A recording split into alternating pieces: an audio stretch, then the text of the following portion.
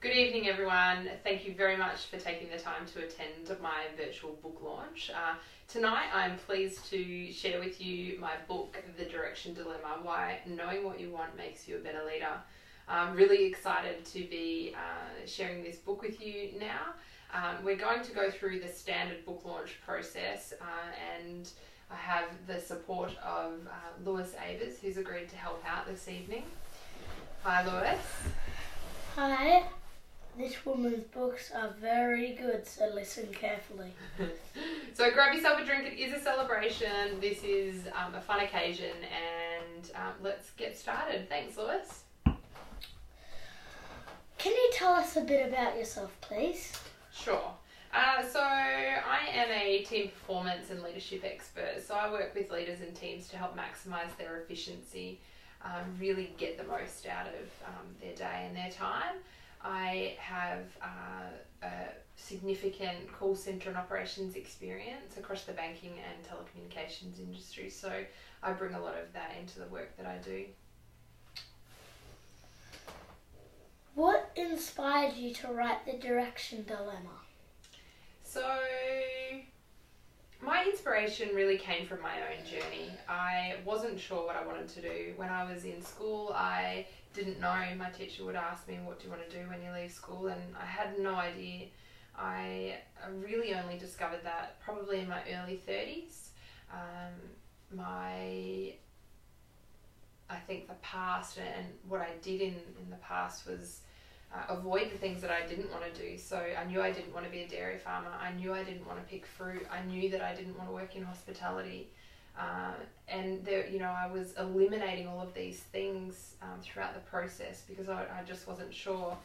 It really wasn't helpful. I didn't discover what I wanted to do until I started to look at the things that I enjoyed, and I started to move forward and focus on what I did like as opposed to what I didn't. What process did you use to write the book? Not a process I would recommend everyone else use. It was very clunky. I'm an extrovert, so I enjoy hanging out with people, and I'd rather be talking to someone one-on-one and face-to-face than sitting locked away in a room writing a book. So I did it over a period of time. It took me about a year to write the book. I wasn't inclined to work in a library or a quiet place. I found that I got a lot of my inspiration working in really noisy environments. So you'd find me hanging out at Chadstone in the food court at various times, just working away on my book. Helped give me energy. So it was a little bit of an interesting process. I stopped for about 3 or 4 months because I got frustrated with the process, and then I got frustrated with my frustration, and I ended up just finishing it over 2 weeks after that. So really exciting to finally be here.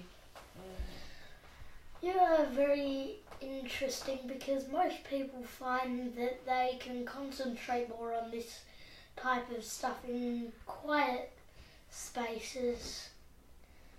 Can you please read us a page of this awesome book of yours, Shelley? Sure thing. Before I do that, it's probably anyone who's worked in a call centre environment understands that you really need to be able to work in a lot of noise, and I think that that's where I started my leadership journey in a call centre. So I learnt to work through the noise and the disruption, and it almost became background noise and gave me energy. So, but I'll read you a page out of my book. So this is page 95. It's Achieving Direction, and it's number 4, Clarity. So, thanks, Lewis. So clarity occurs when you have a goal or objective and a vision that aligns. You have a level of certainty around what it is you need to do to move forward and find it easy to communicate what you do with others. Executive mentor Bob Beal says, without focusing on getting to clarity, you cannot lead, you cannot motivate, you cannot plan, you cannot communicate. While you'll always be dealing with an element of ambiguity, it's important to clarify your direction. By doing so, you'll cope better through times of uncertainty and with a continued focus on where you're headed. In the absence of clarity, it is easy to feel overwhelmed by possibility. There are too many options, and no clear destination, and we often do nothing, or worse still, make decisions that we later regret. I remember the process my husband and I went through to buy our first house. It took years. In the beginning, we had no idea which suburb we wanted to live in, what land size was realistic, how many bedrooms, brick or wooden, street or court. The options were endless. And the main reason it took years to buy was because we kept giving up. With weekend after weekend consumed with open inspections and feeling like the list of possibilities were getting longer and longer, it ended up being deprioritized and putting on the to-do later list. The problem with that was that every year we didn't enter the housing market, we were faced with rising house prices and felt regret and frustration in our inability to make a decision. It's true that some choices are essential, but there's a tipping point which it goes from being liberating to being very limiting. Buying a house is just one example that I can think of where we felt limited by the number of choices we had. It wasn't until we sat down and we made a list of all the things we wanted in our first property that we gained clarity on what we were looking for and could actually progress in the process. So that's just a couple of pages. Do you know why your parents bought and then lived on a dairy farm? Interesting question, Lewis. Yes, I do. My mum said she liked cows and would like cows, and my dad went and bought her a couple of hundred. They spent the next 10 years on a dairy farm before moving to an orange orchard. What made you who you are right now?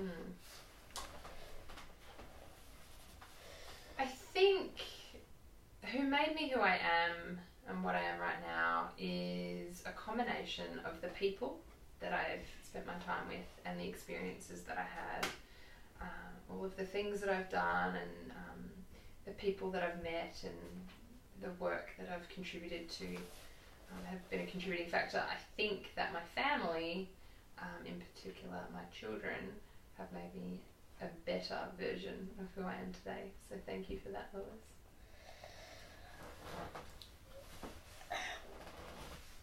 Where can I buy a copy? So, Lewis, you can buy a copy from me right now with your pocket money. And for everybody else, you can buy a copy through my website, which is shelleyflett.com. And I'm pretty sure it's somewhere near $5 to $7. That's postage. You'll find you'll get the book delivered in just under 30. Yeah.